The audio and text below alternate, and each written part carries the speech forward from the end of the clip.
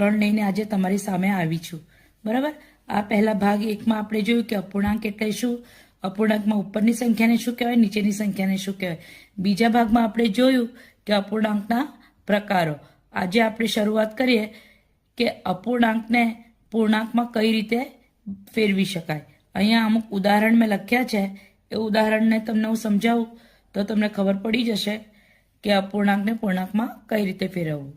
અહીંયા છે 3.4 3.4 તો આમાં 2 ને અને 3 નો પહેલા ગુણાકાર કરવાનો અને ત્યાર પછી જે સંખ્યા મળે તેને અંશની સંખ્યા સાથે સરવાળો કરવાનો. બરાબર.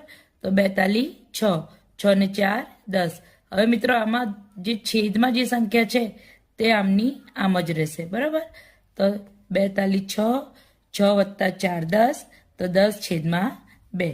બીજું ઉદાહરણ છે 6.8 સપ્તમાંશ. 6.8 સપ્તમાંશ, એમાં 6 નો અને 7 નો પહેલા ગુણાકાર કરવાનો, જે જવાબ આવે તેને 8 સાથે સરવાળો કરવાનો. તો 6 × 7 42 અને 42 ને 8 50, તો 50/7. ત્રીજું ઉદાહરણ છે 8 × 2 = 16, 16 ને 3 = 19.